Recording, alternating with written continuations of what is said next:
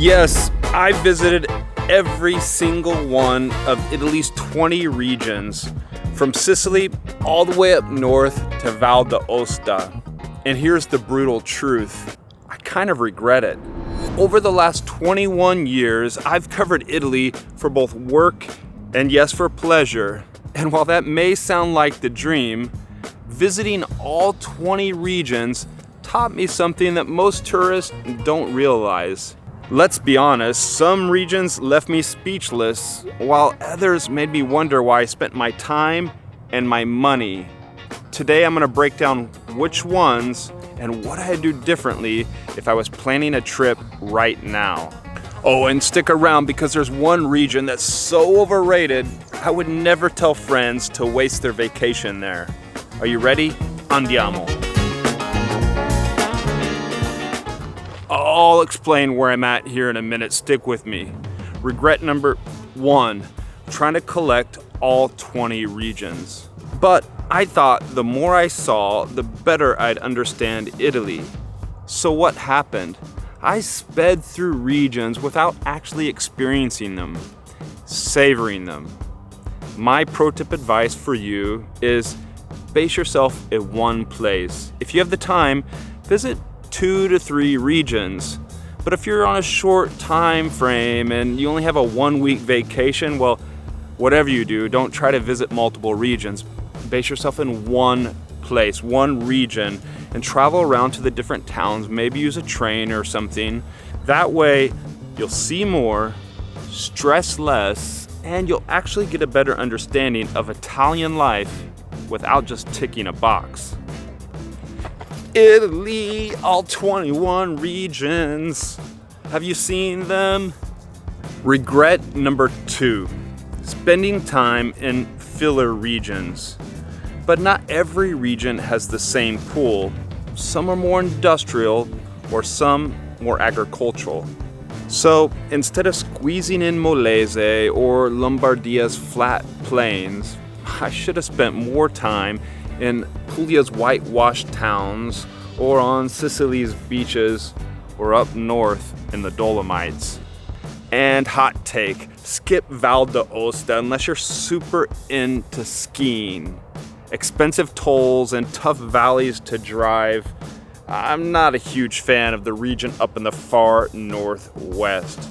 If you are mental and really want to ski, which by the way I've never done so, I would suggest the Dolomites, or hopping over the border into Austria, or Slovenia. And my advice, focus on regions with diversity, landscapes, food, and culture all in one. Do I regret visiting Molise? Well, let's just say the highlight was a gas station panino.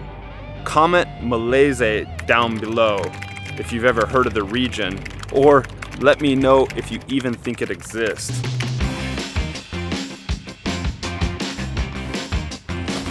Regret number 3, overestimating the regional differences. I thought each region would feel wildly unique. So instead, I was visiting yet another medieval hilltop town when I'd already seen 15. My advice is balance your trip. Do a mix, city, countryside, coast. You don't need to visit both Tuscany and Umbria, which feel the same in many areas. The same with Lombardia and Emilia-Romagna. They have a lot of overlap, a lot of similarities. My hot tip, spend 2 weeks in Marche. You'll get beaches, mountains, and beautiful, unique towns like Urbino without the Tuscany price tag. You know, Italy just doesn't serve pasta in every town. Sometimes it serves deja vu. Do you remember earlier I said I'd explain where I'm at? Well, I'm in the heart of Italy, in Tuscany, the city of Florence. Right down that way is the River Arno with the Ponte Vecchio going over it.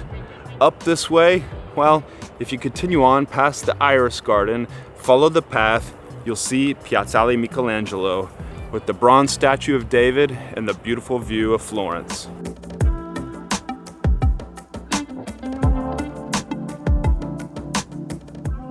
Regret number 4, missing out on the joy of repeats.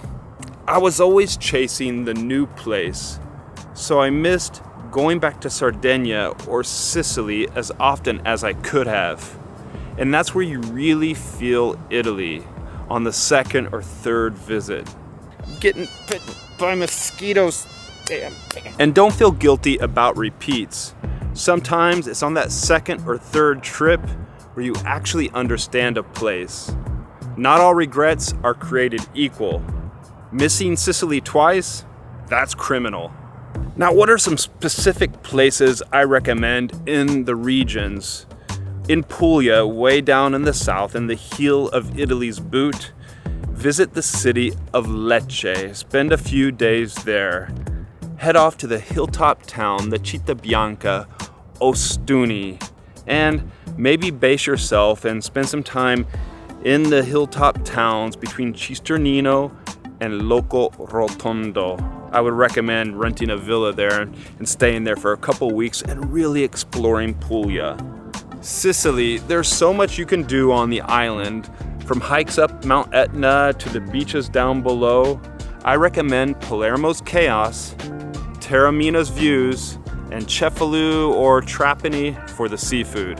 The Dolomites, they're spread over a few different regions, but let's focus in on Trentino Alto Adige, up there in the north of Italy, those UNESCO blunt-shaped mountains.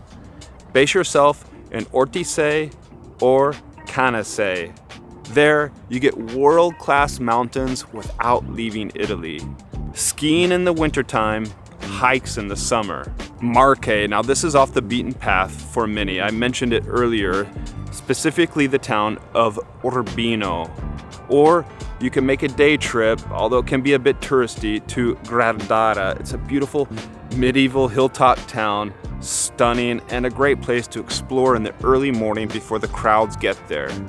And one of my faves that I've been recommending recently is the Conero Coast. Beautiful coastline that is off the beaten track. In Marche, you get Tuscany vibes without the Tuscany prices. Do you remember at the start of the video I said I'd get to that overrated region? Well, for me, it's Lombardia. Milan has its fashion buzz, and sure, the lakes are stunning, and up north you have some beautiful mountains, but the crowds and the sprawl, very industrial area, and the richest region in all of Italy, all of that left me cold. If you're short on time, you can skip Lombardia. If you want to dive deeper and you're planning a trip to Italy, well, there's great news. I just put out a new e-guide PDF that you can download, have on your pocket, offline on your phone, called Italy Unlocked. About 100 pages, jam full of information, boots on the ground experience from me for you, my 21 years of living in this great country. All sorts of information in there, how to get to and from Italy, how to get around Italy once you're here, some of my recommended hotels all throughout Italy with Google links, my recommended restaurants, and things you should look out for, how to stay safe on your travels.